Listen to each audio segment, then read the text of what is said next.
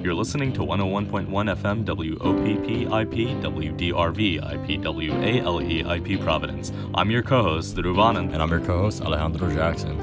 And this is the Outta Pocket Podcast.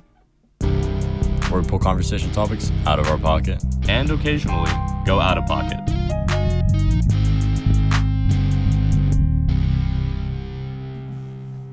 Welcome back. Hey.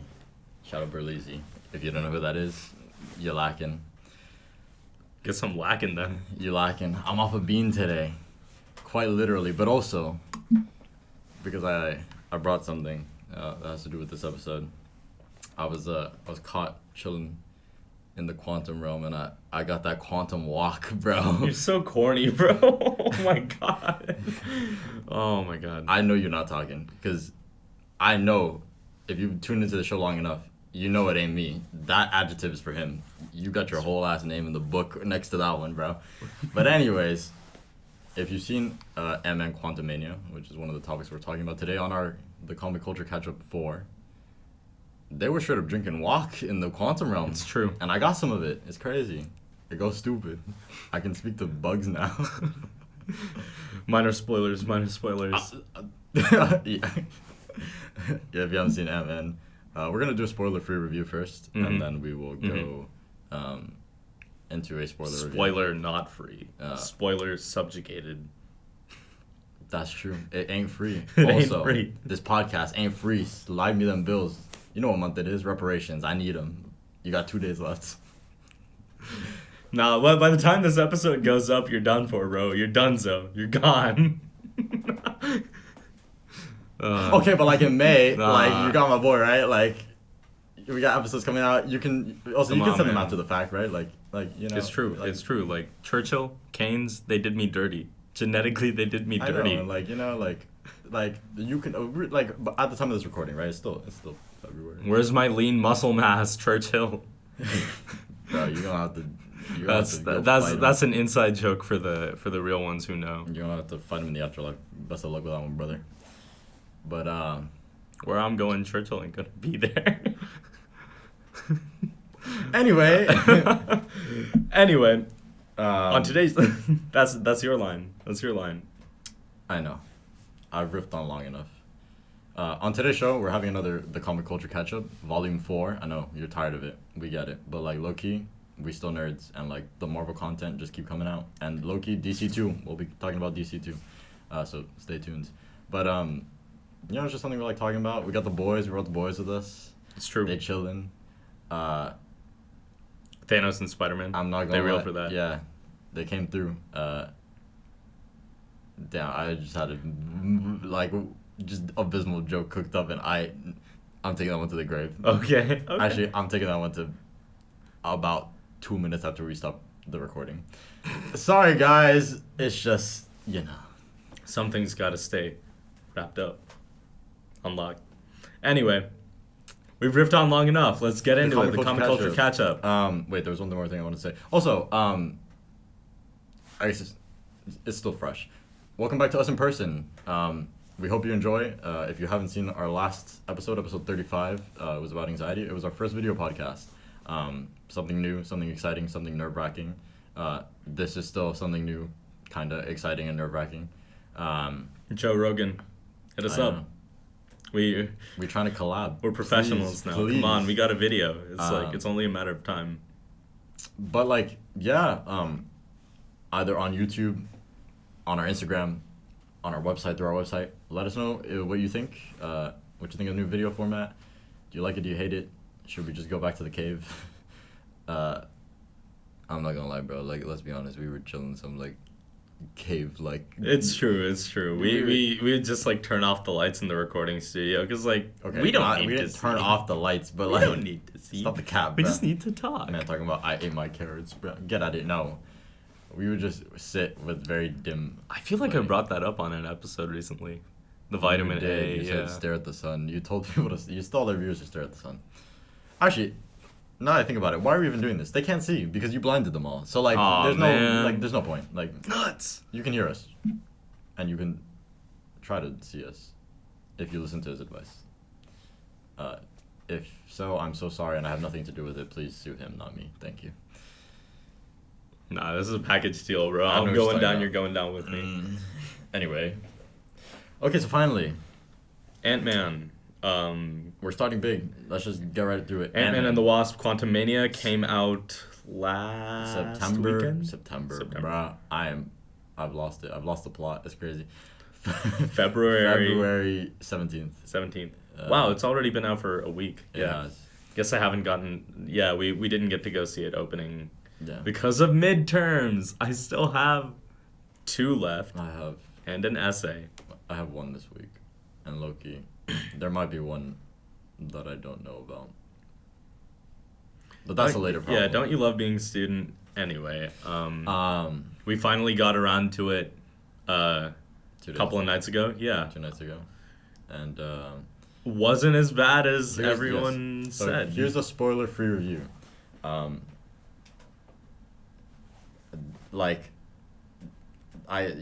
Usually on YouTube videos they'll put like a little edit that's like skip to this part if you want to avoid spoiler. I'm not gonna lie, you're gonna have to figure that one out yourself. Like, best of luck, G. Like, but spoiler free review. And then we'll get to spoiler review.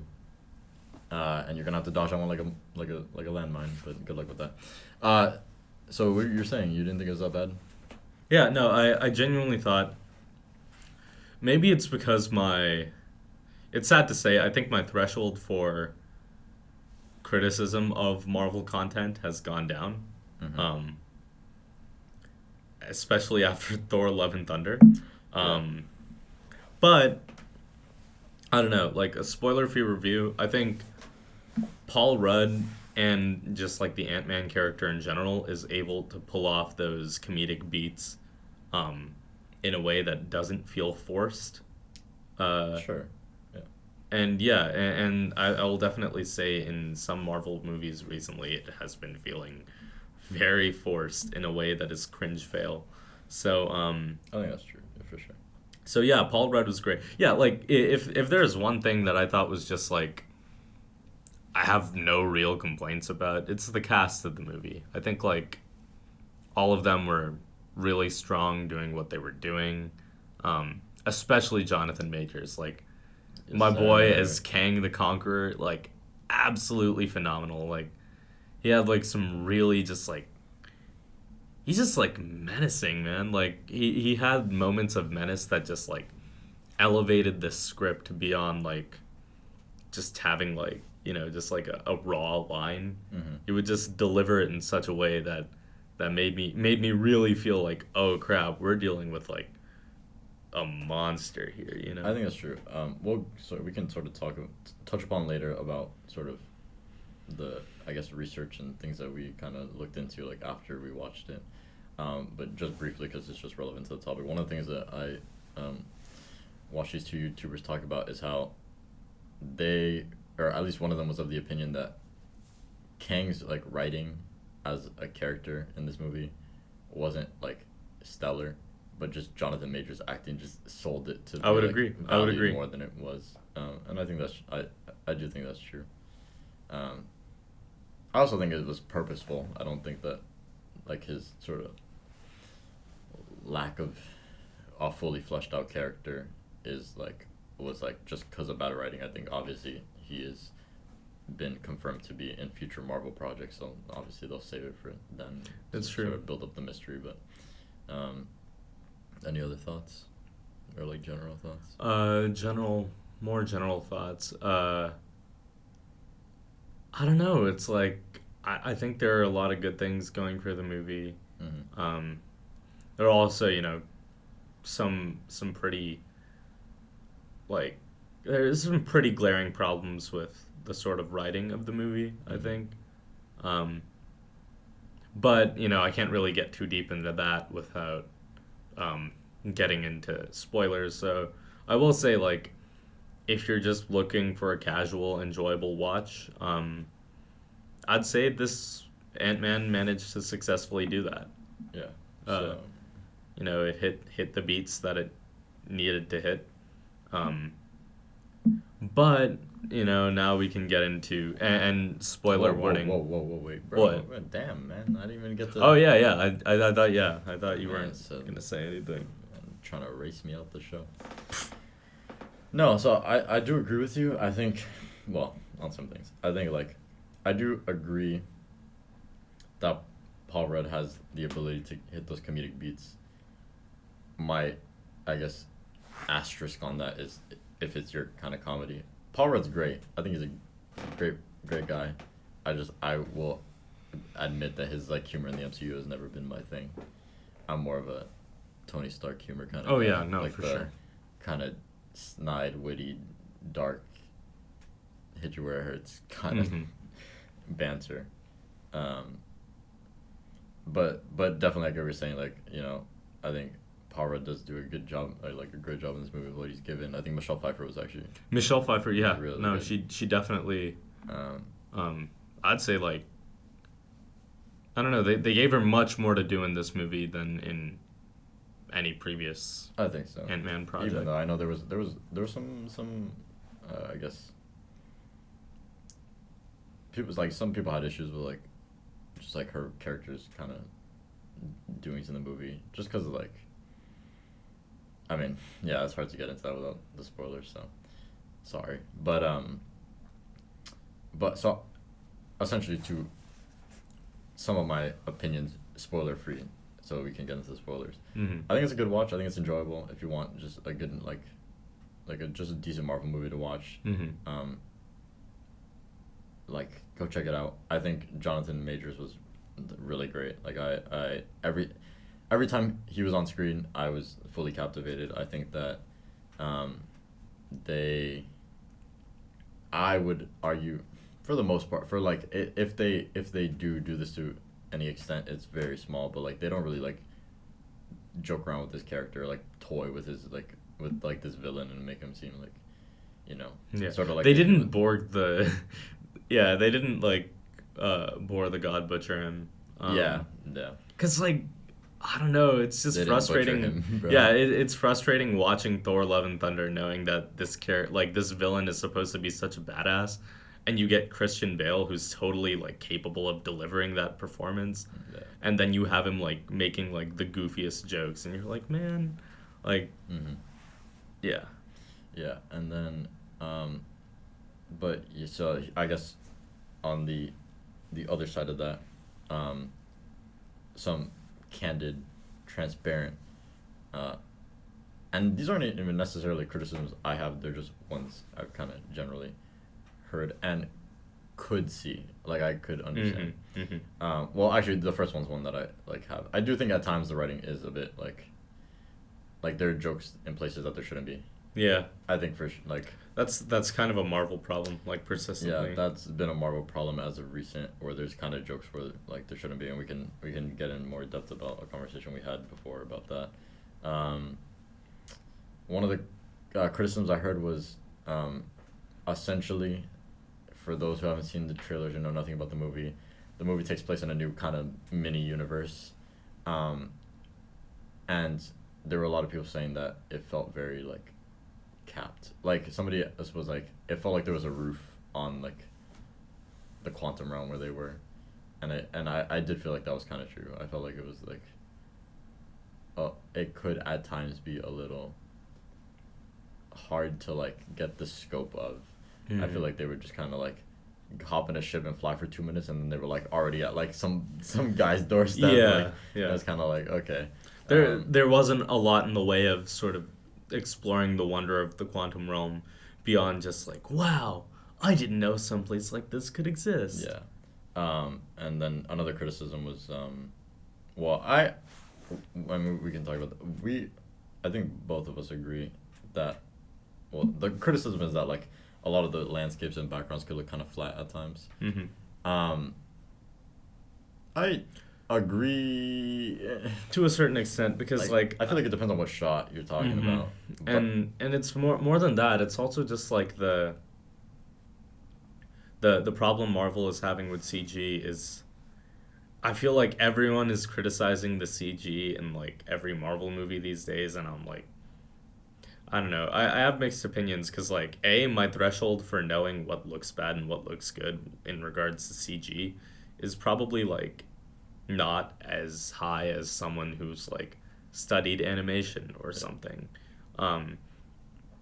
So like most of the time, I really don't care unless it looks like awful. Yeah. And I don't think this movie looked awful. I think it just kept up to the same standards of, Marvel's CG. Yeah. And B, like, there is that persistent problem Marvel is having with, like, where they're pumping out these movies way faster than they used to. Like, they're expecting, like, the sort of scope and scale visually as a movie like, I don't know, Avatar: The Way of Water with like, a fraction of the production time. So obviously that's going to put artists under stress, and they're not going to be able to deliver the same quality, especially because, those jobs are scarce, and it seems like always in, I don't know, like, it seems like Marvel is having a hard time keeping those studios. I don't know. Yeah. Yeah, no, I do agree with you saying. I don't really have that much of an issue with the CGI. I actually didn't think it was like.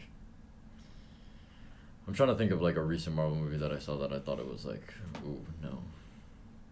I guess Black Widow. Yeah. Had its moments. Like, I don't know, it wasn't glaringly bad. I don't think it never took me out of my immersion. Mm-hmm. And I feel like there's more criticism. Oh, and this is true, and this is one that wasn't originally like one that I had voiced, but one that I just picked up while watching videos about the movie, and I do agree with. The movie follows the same formula as like the last several Marvel movies. Yeah. And essentially it boils down to some random item that people need to get, and people start scrapping over it. Like, so like, for example, in this movie, there was this thing that needed to be acquired, and people were like, no, you shouldn't get it, or yes, go get it, and people just started fighting over that. And first, I guess spoilers for Thor: Love and Thunder, but if you haven't seen it, like, I mean, it's been a few months, but like, Loki, you're not missing out on much. Mm-hmm. They're like, oh, we need Thor's new hammer, because like, it needs to take it to this place, because it's a key. Not even the new hammer. They needed like Zeus's lightning bolt. No, they needed Zeus's lightning bolt to just because Thor's new hammer is the Bifrost, so it could open the thing. So, oh right. So Gore wanted his. Yeah. Hammer. And it's like, oh, we need to go get this guy's hammer. Yeah. And now you mention it, now they had to go look for 2 items because they were like, wait, why did they even need 2 items? Oh, because like they needed to give Valkyrie a weapon, I guess. Yeah. So they were like, we need to go find that other thing. Yeah. I don't know. That's like. Yeah, that's similar and that's a story writing. I don't know if it's necessarily a problem, but it's like I think it can get very like because Black Panther was. Oh yeah, no. Black for Panther sure. was. There's this. We need except the item was a person this time. Yeah. In Black Panther, they're like, we need this person. No, we don't want to give the person to you. No, you should give the person to us. People start scrapping. Like, I don't know. For the last like kind of several Marvel movies, it's been that plot where there's like this item. You can talk about that way about a lot of movies. I think like. I think it's true, but in a. I think like the threshold where it becomes a problem is the trope specifically is called like a MacGuffin. Yes. Yeah, it's like have I talked about it on a previous episode or? I'm not aware. I think it was just a conversation with a friend. Anyway, a MacGuffin is just like a term coined by Alfred Hitchcock. Talking about like kind of this item that kicks off the plot, and serves as the inciting thing for the plot in a lot of ways. And like I'm not too familiar with like all the nuances and intricacies. I'm not like a film major, so I wouldn't be able to tell you too much, but I think the point where it becomes a problem is if the item like generally has no real plot relevancy. I don't know, it's like I think like the sort of archetypical example of a MacGuffin is like the documents from Casablanca, where like you never actually like you know what I mean, but they're all after the documents. But I would say like although I do hear what you're saying with like the formula where they come after this, you could talk about that for like so many movies where like it's kind of just like you kind of do need something to set the plot in motion. Like, Yes. give me one example of like, yeah, I mean, like they could have gone about it differently, but I will say like the advantage of using something like a, oh, and honestly, I don't think this thing that we're gonna talk about became that plot relevant until later in the movie. It's not like they talked about it in the beginning of the movie. Yes. But I just think that... No, I get what you're saying. I guess the point where I disagree is, although it is sort of like this trope is used in a lot of movies, I think when you have a connected universe and it just happens all the time, it can get very repetitive. And I think when you have movies like The Winter Soldier or Age of Ultron or Civil War, which were all motivated from my memory without like some item, like, Winter Soldier was also low-key, like, I mean, just go watch the MCU. If you haven't seen these, like, I'm not gonna lie. Like, look, You're behind. Winter You're Soldier lacking. came out 9 years ago. But anyways. Wow, I'm old. We're old. Yeah. So, but like, one of it was like Hydra, this organization that Captain America's been fighting since World War II, infiltrated SHIELD, this like supposedly like super secure, I guess, federal agency. Mm-hmm.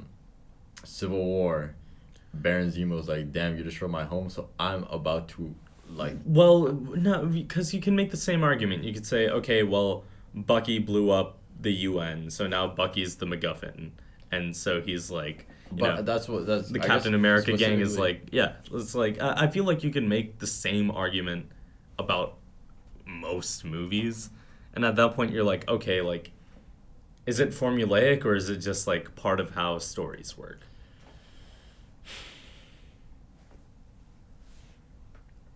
Yeah, we asked into the deep questions on the Outta Pocket podcast today.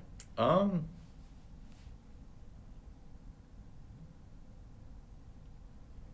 hear what you're saying. Like, I agree with you. I'm not like...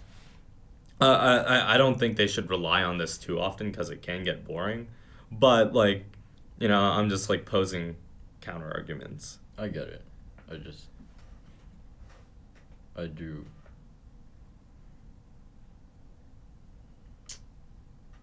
Yeah, I mean, I feel like there are a million ways to kind of measure. Because, like, you brought up the thing about Bucky in what Civil War? Yeah. Yeah. And I get what you're saying. I guess... I mean, if you take it down to it, like, Infinity War is all about getting things. This one dude just wanting things. Does that make it a bad movie? Like... No, it's top 5 movies. Exactly. But, like, yeah, no, I get what you're saying. I understand what you're saying. And I guess this is... this can be nitpicky, but I will just stand on it. Mm-hmm. That I think for such a trope to be so repetitive, I think for movies like Thor: Love and Thunder and this one I can let slide, but I'm not gonna lie, I feel like the only reason I can let it slide is because Kang is just great. Yeah. Because if he wasn't, then I couldn't let it slide. I think these movies need more compelling supporting pieces, like pieces of writing that buttress the sort of MacGuffin. Like, because like I think Civil War, if Zemo wasn't so like, if Zemo wasn't such a menacing villain. I mean, he wasn't that menacing, but it's true. I mean, there was that part where he like waterboarded a dude, though. Oh yeah, but yeah, that is true.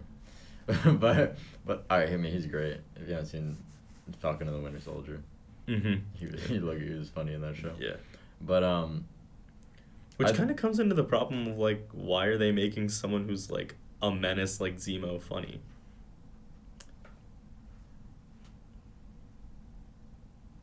more and more questions. Wow. We keep on unpacking these conversations. We haven't even gotten to guess the actual review of Loki, this movie yet. Loki was a menace, but he was funny. Yeah, no, that's what I'm saying. Like, I feel like Loki's always had like a hint of comedy though. Yeah. Yeah, like it was baked into his character. Well, he's a trickster god. Yeah, exactly. But Zemo isn't. I don't know. I'm just like I'm not gonna lie. He Loki Loki. could be Loki. But yeah, I just think like I don't know. I'm the reason I can give Infinity, because yes, you're right.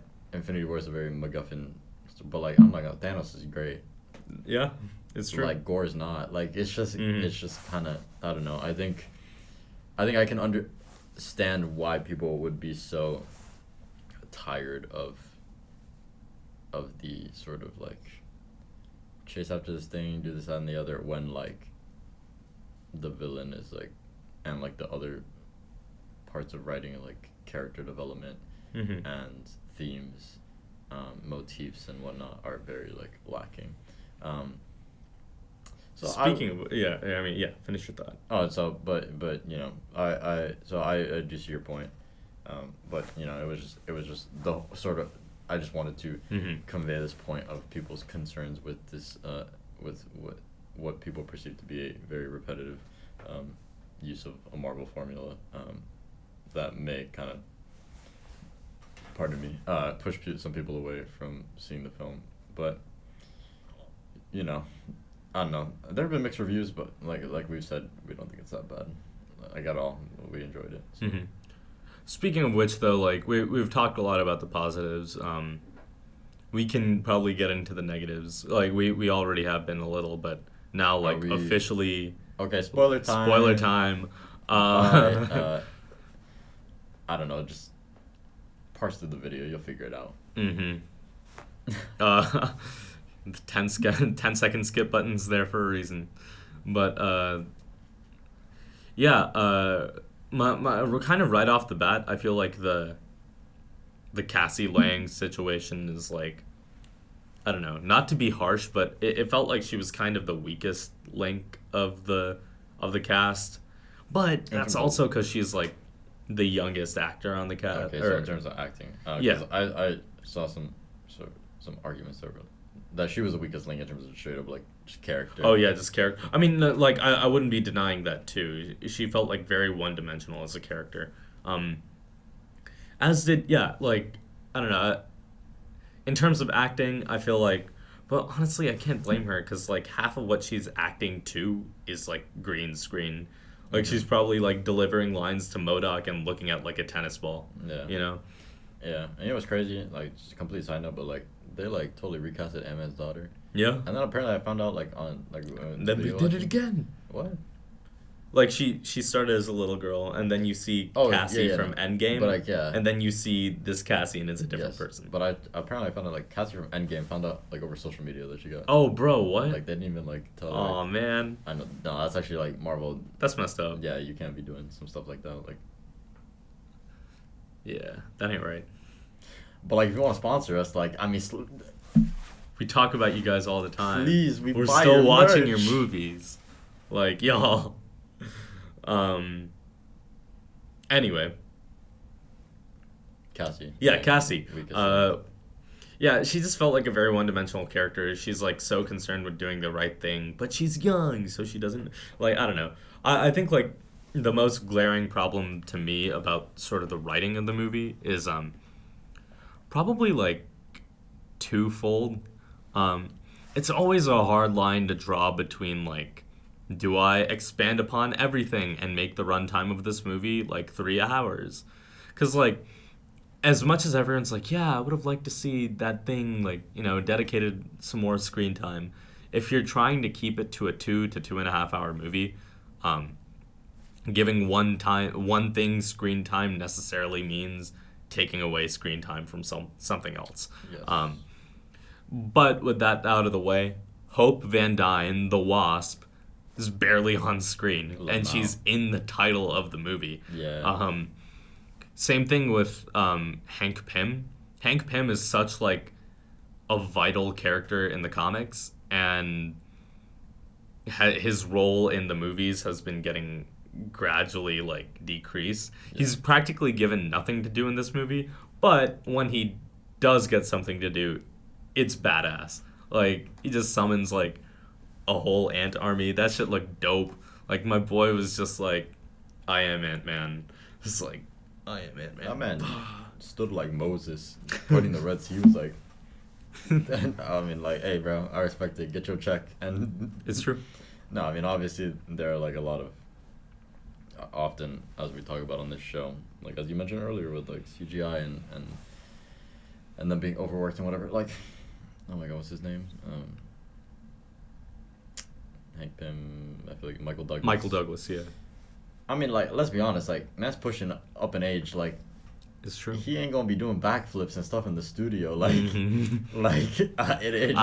okay. Counterpoint: Willem Dafoe, my boy was just That's like, hey, bro. if you don't put like, if you don't let me like run Spider-Man's fate in this movie, I'm not gonna like, join. I'm not gonna lie, he just built different. Willem Dafoe is just it's true. Like, it's true, man. My boy pulled up in the Gucci belt, like, bro. Just because there are exceptions to the rule doesn't mean the rule doesn't exist. That it's true. Old people. Willem is an anomaly. That man, he took that creatine or something. Like, I don't know, bro, but like, you don't want Peter. You don't want to run it. Like, low-key conspiracy time. That's another reference to. Yeah. All right. Like, man, fine, I'll drop it. Like, if any of you know who Berlizzi is, YouTuber. Yeah, you know, but yeah, he has this the intro was a reference to him, mm-hmm. But also he has a series of, in my opinion, very well. I watched all these in middle school, so my humor has definitely changed over the years. But at the time, I thought they were hilarious. They were very funny, like videos where he would roast cartoon intros. Mm-hmm. And like in a couple of them, he would do like this conspiracy theory time, where he'd like pause the video and drop some like crazy conspiracy about like the cartoons and stuff, and like real quick, like one was like that actually Boots stole Swiper's shoes, and Swiper the entire show has been just trying to get his get back and get what's his. That was one of Burley's theories. It's messed up. And like low key, it makes sense. Like, man provided the evidence, and like, I'm not gonna lie, Swiper might not be the bad guy. Like, but you know, you don't have to dig into that theory yourself. I know, right? Is that where Adrian gets that from? We got you lacking, bro. Anyway, if he ever comes on the show, you'll know. Mm-hmm. But damn, what was I saying? Oh, theory time. Yeah. I'm not gonna lie. I think Willem.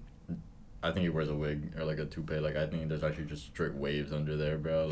Like it's actually not his. He's rocking like the like tsunamis under the do-rag, bro. And like, you're just waiting for the day when like. I don't even know. I don't know what he's waiting for. This is literally an episode of Atlanta, bro. I've told you about this, right? Yeah. He just unleashes it and it's just like... Oh, yeah. When he went to go to the... Yeah. Atlanta. Oh, there's another show. Great show. Yeah. Maybe we can have, like, an actual Gambino episode one day. Gambino, if you want to come on the show, like... Please. Like... But, anyways, yeah, so Michael Douglas, I mean, he's pushing up in age. He obviously, like, he's not going to be doing backflips. Yeah. He's not Willem Dafoe. So, like, you know. They're not going to let Jonathan Majors beat up Michael Douglas the same way. The same way he was fucking throwing hands with Paul Rudd. That went nuts. Man, yo. Ba-ba! Okay, like, this is, alright. This is actually, like, something I want to talk about. The Creed 3 obviously, training. Yes. So, Jonathan Majors is also going to be in Creed 3, which drops this Friday, yeah. Drops this week. I'm not going to lie, like, this man I can tell he's been boxing because that muscle memory is, like, just burned into him. Like, even aside from the end of the movie, which we can talk about, I remember there was a scene where he was fighting back against these freedom fighters. And man was straight up just shooting blasts out of his gauntlet, but was doing like a jab step like with it, and he was like pew pew, and I was like, brother, like it's not like that. Like Michael B. Jordan's not here. Like you don't need to run his fade. Wait. But he chose like the most beloved, like middle-aged white man actor, and it's like your time has come, Paul Rudd. Bah bah bah. Broke his like arm at some point, just like went for like because I remember talking to you during the movie. I'm like, oh, like the final scene is gonna be like straight up Jonathan Majors boxing because of all the Creed 3 stuff. It's gonna be like, your suit's broken, like how will you fight now? And then Kang will run their fade. We thought that was a joke, but it happened. No, My boy, like his gauntlet was broken. He's like, fuck it, bah. I'm gonna run their hands. And you know what's great? Like, even though he's been training for this boxing movie, I'm gonna be real honest. That man's been training MMA because he was like using grappling technique. I'm like, brother, where'd you learn to run these? What timeline did you go to? Like, and then the post credit scene where we saw like Muhammad Ali, Kang, like, bro, it's true. Like, it's over. Like, I'm sorry, bro. Like, I'm thinking. Is Jonathan Majors like British or something? No, I don't think so. Okay, I just feel like it would be really funny if like you have like the most like badass dude of all time. Oh my god. And then like when the day is done, he's like, oh yes, like I enjoyed this role because I feel like it allowed me to express. It's just like in the movie, it's like, yo, what's up, cuz? Bah. Nah, he's American, as far as I'm aware. But I'm like, which this is something else we'll get into later. But Kang Dynasty and Secret Wars, the following Marvel movies. Or the following Avengers movies, well, at least these are the two. I assume these are the two confirmed. I mean, obviously, Kang Dynasty is gonna have Kang. Secret Wars, I assume, is gonna have Kang. You think so? You think they're not gonna take him out and then realize the greater threat in the next movie is gonna be Doctor Doom? Maybe, but I feel like it's too early to say right now. Like, we can theorize, like but realistically, they're, like, a couple of years out. Because here's the thing. I feel like Doctor Doom, Fantastic Four is confirmed, I think, for 2024. And I think even if you have him in that movie, and then, like, then just have him as the big bad in Secret Wars, it feels very, like, it doesn't feel super built up. Mm-hmm. I just feel like Secret Wars is slated so soon, I guess, for what they want to do. I do, yeah. Like, but I mean, I understand it though. It's something we've talked about many times on the show. The fact that all of the Infinity War saga took 11 years of our lives to finish, and like, I'm not gonna lie, like, this multiverse saga started in 2019 and is gonna end in 2027. Six. That's so they're 7 years. They're cutting back, but like, but they're increasing the rate of production. Yes, which brings other issues that we touched upon. But I just think, I don't know, I will say that I feel like Kang is probably going to be in it at least, like, or in some, even maybe if not even the big bad, he's going to be like in it. Perhaps. But all I'm saying is, like, we've seen at the end of in the post-credit scene to this movie that there is a council of Kangs. Rama Tuts is one of them. Immortus was apparently one of them. I think so, and the Scarlet Centurion, even though it was not very scarlet, but I don't know if that's a race joke. Talking about red bone, but anyway. Okay, bro. Gambino, please come on the show. Anyway, we saw this version of Kang who straight up came out in like a boxing outfit. Man had the gloves on. He came straight from Creed 3. I'm not gonna lie. I'm not gonna be surprised if Creed 3 gets folded into the MCU or they're sitting for like the after credits. Killmonger like came back from the dead. He was just like, man, like, actually, or I guess it's a different timeline where Killmonger just decided to just run people's fades like in a boxing ring.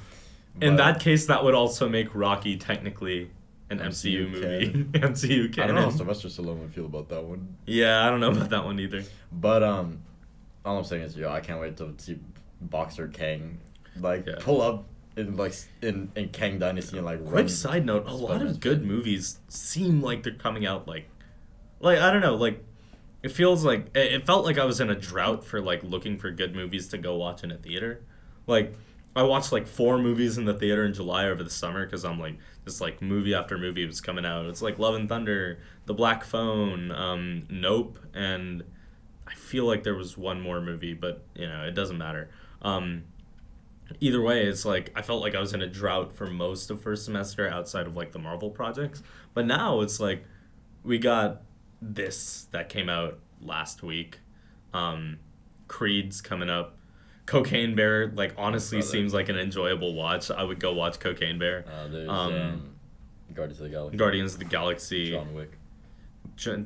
New John Wick. There's a new Furious movie. I don't think I'm gonna go watch it because I never cared too much for the Fast and Furious. Dungeons and franchise. Dragons. Dungeons and Dragons, weirdly enough. I'm kidding. Just like back to back to back. Mm-hmm.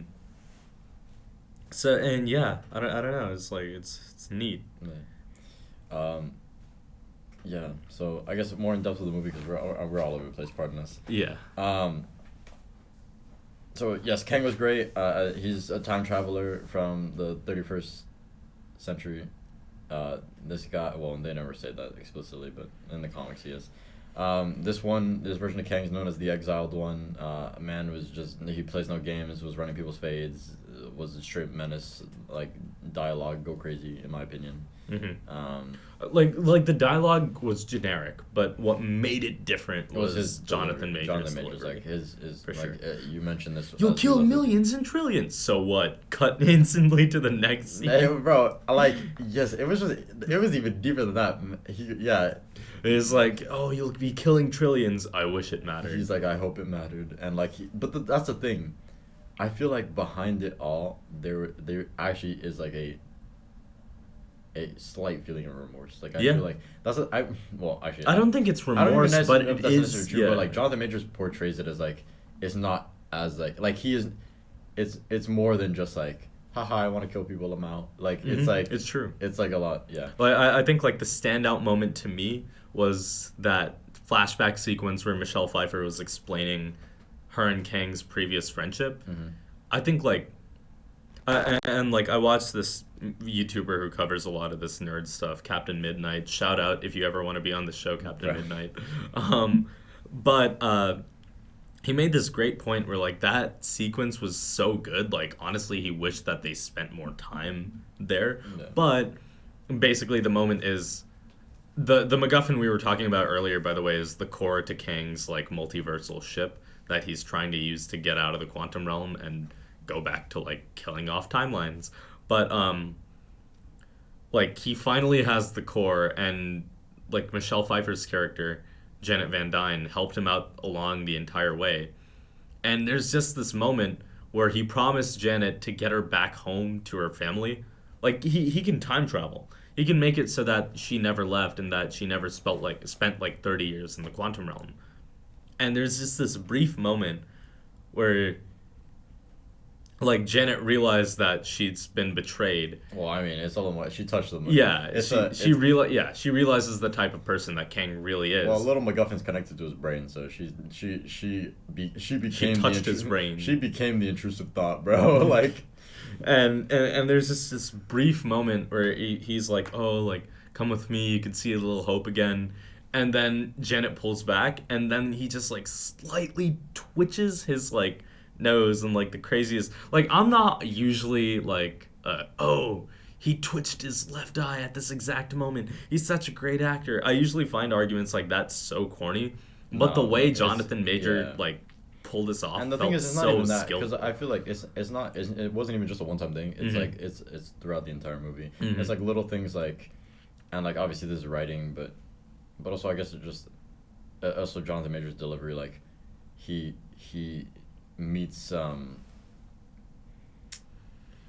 meets Hope Van Dyne for the first time, and he like calls her Jelly Bean, like as like he like, and or another part where like when he first meets Ant-Man, he like pretends not to know who he is, and he's like, oh, like have I killed you before? And he acts all like confused. It's like like it all blurs together. Yeah. And like they go on this whole thing, and as far as I'm aware, as far as I remember, Ant-Man never explicitly said I'm Ant-Man. He just was like, I'm an Avenger, and like I call the other Avengers. And like after this whole kind of thing where like Kang pretends not to like know him, whatever. After he like Loki tortures him and his daughter, and like Ant-Man finally agrees to help Kang. He says something like he addresses him by name, and he goes like, oh, something like Ant-Man, and it's very like menacing and sinister, because it's like it just, and especially with Jonathan Major's delivery, it feels like the entire time he knew, and he was just being like, he was toying with him. yeah. And another great moment is, I felt like Paul Rudd's like, where, like, basically he agrees to help him so that he can get his daughter back, and he gets this core and he's talking to him and he's like, where's Cassie? And then Jonathan Major flips on a dime and she's like, she'll be fine without you. And I was like, that might have been the hardest line of the entire movie. I'm like, holy crap. Because it also reveals that, like, even though you might think Kang would be the kind of person who would have, like, kept his word to Janet, it's either one of two things. Either he was never that type of person, or B, by stranding him in the quantum realm, Janet created the monster. I don't even think that's true. That would, like, turn back on his word like that. I don't think that's true. I think Kang was always like that. However, he only is like that with people who, like, betray. Because, like, that, like, he always, like, he kind of touted throughout the entire movie, like, he's like, yo, when I fix my ship, that council of Kangs, I'ma run they fade, bro. They're gone. And, like, the thing is, I think because Janet betrayed him like they did to him, that's when he was like, oh, Ma, I'm just gonna, like, I'm just gonna mess with your whole family. But that brings me to the biggest problem I have with the movie. I think there is just a much more interesting story that they could have told with pretty much the same elements. There was so much time between Kang actually meeting Paul Rudd and the beginning of the movie. It seemed like the movie was marketed to where Paul Rudd would only agree to help Kang because Kang would promise him basically Cassie's lost childhood. Like, Ant-Man was stuck in the quantum realm for, like, after Infinity War, and stayed there as Cassie grew up during the blip. And so he never got to spend the time with his... And, like, that's just, like, the persistent, like, through line throughout every Ant-Man movie is how much he cares for his daughter. Yeah, the whole point of the movie is basically lost time. Yeah. And they didn't really do that. They went in a different direction with it. It felt like a huge missed opportunity for some really interesting character moments. I think so. So I think it was very similar in this sense. I'm not, like, I think this movie's a lot better, but sort of in Thor Love and Thunder, I think, like, this whole theme of, like, sort of the gods abandoning people. Like, I feel like it kind of was brought up in the beginning, and then I don't really feel like it carried through to the end. In my opinion. So I feel like it's kind of similar to that, how, like, you know, there's the whole thing of, like, lost time, and then, like, by the end it was never really fully fleshed out and addressed. And there's this opportunity for, like, the craziest, like, hero sacrifice of all time, and if they ended the movie on that, I would have been like, I'm hurt, but I respect them for making that decision.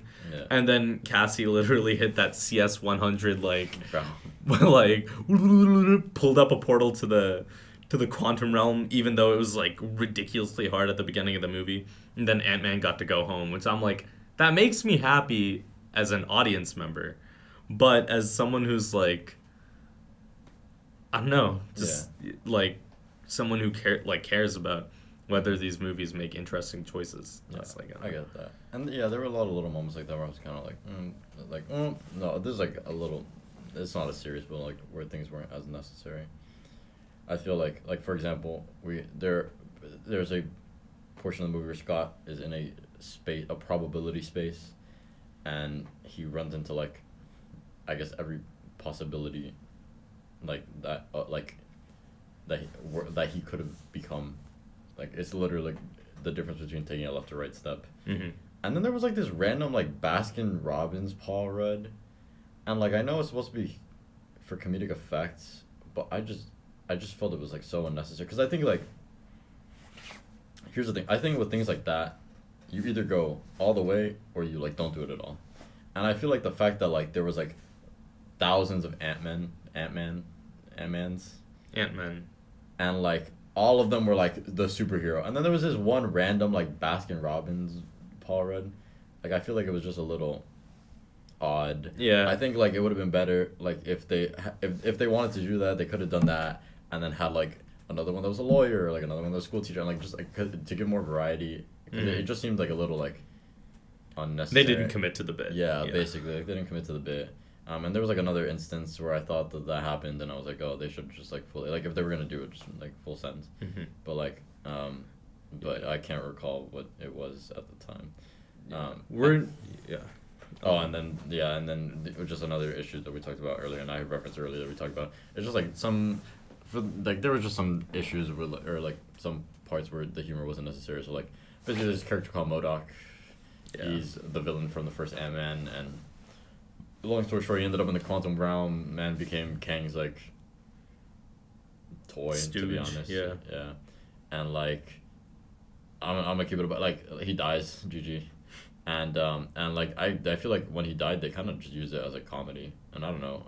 I thought it was kind of necessary and a little so slightly offensive. A little bit. Yeah. Okay. Like, you know, I can see. Yeah. I don't know. I don't know. But I mean, I don't think it was anything, in my opinion, outrageously bad. But like it was just kind of like, it was like, oh, man died, and they were all like, yeah, but. Speaking of MODOK, I thought he was aight.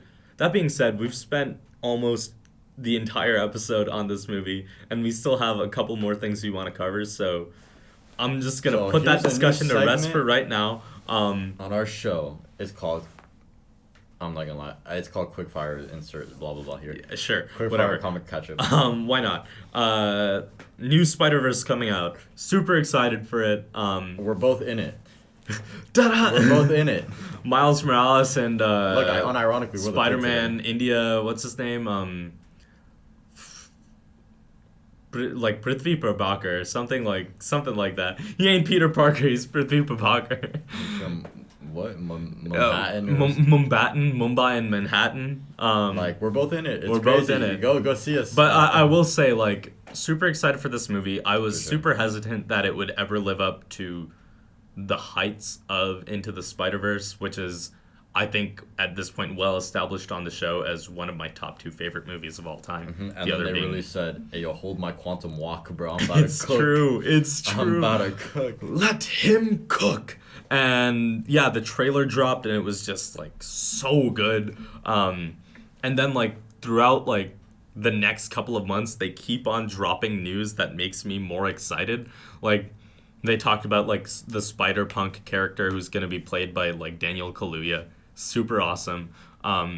They showed, like, Peter B. Parker, the Jake Johnson Spider-Man from the last movie. But now he has a kid, and it's, like, super adorable because he's a dad now, and he's probably going to be dealing with issues of fatherhood. And obviously, I already mentioned Spider-Man India. Very limited Spider-Man run from, like, the early 2000s. It always felt to me like a post 9/11 Marvel saying, hey, look, brown people aren't that bad. But, like, it was kind of cringe fail in a lot of way. A, because they named him Prithvi Prabhakar. And B, like, my boy is rocking, like the baggy pants and, like, the dhoti over, like, the Spider-Man, like uniform. And he's wearing, like, pointy shoes. And it was always like, oh, hell nah. But the Spider-Man India concept, or not even the concept sketches, like the character design that they have presented for this character in this movie looks dope. My boy looks phenomenal. He's got, like, long hair and shit. He looks super cool. So, super excited for that. More than that, Metro Boomin is... He's on production. Metro Boomin on production. Wow. You said, I want some more. Metro Boomin wants some more. Yeah, like... He's get like you already know that he's gonna be cooking up a banger, for the soundtrack. Yeah. So yeah. We're looking forward to it. We'll cover it eventually on the show. If you want to pay us money so we can each buy the new pair of Jordans that they're dropping with the movie, the Jordan Across the Spider-Verse's $200 retail price. Hey, yo, what the? I'm just saying, you can always... You better slide your kidneys, bro. Always hit my Venmo, hit my line. But yeah. Yeah. I think that's all there is to say. We'll definitely, we'll definitely cover it. Go see us in the movie. I mean, we can briefly touch upon future of Marvel, and then I feel like we've already touched upon. I just think I just think it was a good segue point transition to sort of DC and the future DC, but we've talked about Marvel and kind of where they're at. They're what I would say a low point for like the general fandom. I think a lot of people aren't happy with it, but I think that I'm not gonna lie, with Kang, I'm excited. I have personally. hope. I have hope. I do have hope.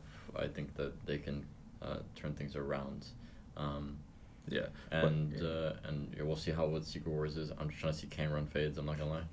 Yeah, no, I have a couple of quick points. I actually watched, I don't know, I was just scrolling on Instagram and I saw a clip earlier today of like the iconic Avengers 1 scene where they're both like at the bar in the penthouse and Tony's like, we have a Hulk. Remember that whole exchange? Yeah. And I'm like watching this and I'm like, the humor in this is so well done. Mm-hmm. It's just like clever, it's witty. It's funny, but it's still like serious at the same time. Exactly. And it feels like Marvel has lost a little bit of that touch. I think because back then it was subversive. People wouldn't go into a superhero movie expecting it to be funny like that. But now people kind of go, like Ragnarok changed the game in good ways and bad ways, I think. For sure. Like it was phenomenal and it was hilarious, but it definitely felt like Taika leaned too hard into the comedy when he should have not, especially when dealing with the characters he was dealing with. Yeah. And in general, Marvel is kind of following that trend, but I was kind of feeling Ant-Man would be a litmus test for the future of Phase 5, because Phase 4, for its high points like No Way Home, also had a lot of disappointment. Mm-hmm. And I didn't leave completely hopeless, so... Sure. We'll just have to see. I agree. Transitioning DC, I'm not gonna lie, you can take this segment because I don't watch DC, but all I can say is Ezra Miller would be wildin'. Get him on the show. Get him on the show. No, I'm mean. No, I'm good. Yeah, I'm not away, like. Pal. I'm not super into like DC as much as I am into Marvel, and I think that's probably for a variety of reasons. Namely, DC's track record in terms of making major motion pictures for the last 10 years has been kind of abysmal. I don't know. I don't like DC because I don't dislike DC, but I think Marvel. Damn hot take, except kind of not. Really. You're just more of a Marvel guy. I just think Marvel is, to be just frank, more relatable. I think that, like, the comparisons that people always draw is DC is supposed to be, like... Gods trying to be men. Kind of, like, the pinnacle of, like, the most righteous, like kind of... Mm-hmm. Damn, what's up with that face? What? No, because, like... Nah, anyways. Yeah, no, like, yeah, the comparison is often drawn. In a bad way, but, like, just sort of, like, very, like, morally... green, I guess, for lack of a better word. Like, Batman is like, refuses to kill, like, well, I guess depending on the writer, but whatever, like, that's the whole thing. But, like, Superman's supposed to be like this, like, really just like stand-up guy, like just the Boy Scout, right? Yeah.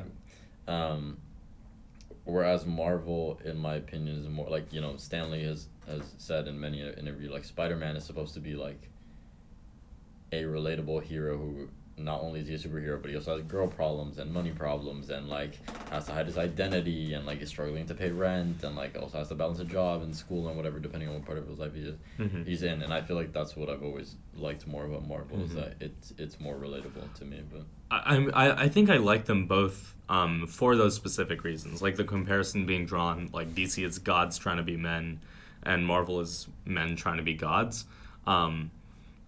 I've always liked it for different reasons, because DC has, like, those characters seem like, and not everyone fits into that mold for sure, but because those characters do have clear-cut morals like that, you can put them in situations that test those moral boundaries again and again. Like for example, you mentioned Batman not killing. There are a lot of storylines where Batman should just kill the Joker and he refuses to. And that, like, causes crap for everyone. Like, Lois Lane, like in the Injustice timeline, Lois Lane is killed because like the Batman refused to kill the Joker, which pisses Superman super off. You know, it's like things like that. But as much as I could go on about that, DC has a lot of projects coming out that I have mixed feelings about. I mean, Shazam is coming soon. Mm-hmm. The new Flash is coming soon. Aquaman 2 is probably going to come out by the end of the year. Along the line, like, DC has started... Like, I will say, like, all the animated DC content I watch, and granted, I haven't watched a lot, but it's always good. Like, yeah, I always enjoy the animated content way more than the live-action content. That's pretty universally... Yeah. Sort of believed. Mm-hmm. For sure. And, like, I don't know, like, I feel like the first Shazam had a lot of good things going for it, especially if you just compare it to the rest of the stuff DC was doing around the time. Mm-hmm. So, like, I hope Shazam 2 keeps that up. Flash, super mixed feelings about, because Flash, like, for those of you who aren't, like, in the know with this sort of stuff, the whole, like, established DCEU from the last, I don't know, decade-ish, the one that Zack Snyder was initially slated to run, and he had this huge plan, and then they nerfed him, and so he couldn't, like, execute that vision, and then we ended up getting, like, the sort of hodgepodge mess that we have now. Completely scrapped. They're putting Guardians of the Galaxy director James Gunn and Suicide Squad director James Gunn in charge of the whole thing, along with another guy whose name I'm forgetting. But they're going to scrap the whole thing. There's a few actors who are going to stick around as holdovers, but aside from that, you know, everyone else is gone, including, like, frankly, my favorite part of any DC movie, Superman. Especially Henry Cavill's Superman. So they're going to have to recast him. But this new Flash movie is going to be like a multiverse type deal where they're going to be, you know, like Michael Keaton's Batman character is coming back from the Tim Burton films. And, like, you know, it's going to be one of those weird things where it's like, I worry if they're doing too much. I also worry if it's just not going to be enough to be compelling anymore. But, yeah, I don't know. We'll just have to wait and see in terms of where DC is headed. It's just that they're in a very interesting spot right now, and, like, they have a criminal on their hands. Yeah, that's also why, like, it seems like all the marketing for the Flash movie isn't centered on the Flash at all. It's centered on Batman, who's not the Flash, famously. Well, yes, that is what he's famous for. Famously not the Flash. He said, "I am not the Flash." Yeah, so that's kind of where I'm at with DC right now. I feel like they announced a new slate. Yeah. Which seems to include a new Batman for the 1,000,000th time. Yeah. Batfleck is gone, but Pattinson's Batman, like, that seems he's staying in his own trajectory, which I'm fine with because the Batman was a good movie. It was. And so is the Joker. Another great movie, completely unrelated to all the other DC stuff. It feels like these Elseworld concepts are really where the DC is hitting its stride. You know, not the main continuity. Yeah, but apparently this new Batman's supposed to have a Robin. It's supposed to be Damian. Interesting. His son. Interesting. The rumors I've heard, which I doubt to be true, they're probably very cap. But oh my god. Terry McGinnis. No, that Mr. Christian Bale himself is going to be in this new Flash, and then they're going to make him like this. It's cap. Fury-esque. Yeah. Like, person. I don't know. I like, I heard that rumor too, but like going back to the Captain Midnight, going back to the Captain Midnight movie or not movie video I was watching, is basically like I feel like it'll probably be Cap because like it seems because the marketing around this is trying to get away from Ezra Miller as big as possible, there would be no reason for them to not say, hey, or at least tease that Christian Bale star like the Batman in probably one of the best Batman movies ever made isn't going to be in this movie. My counter to that is I feel like you could look at what Marvel did with No Way Home and say, mm-hmm.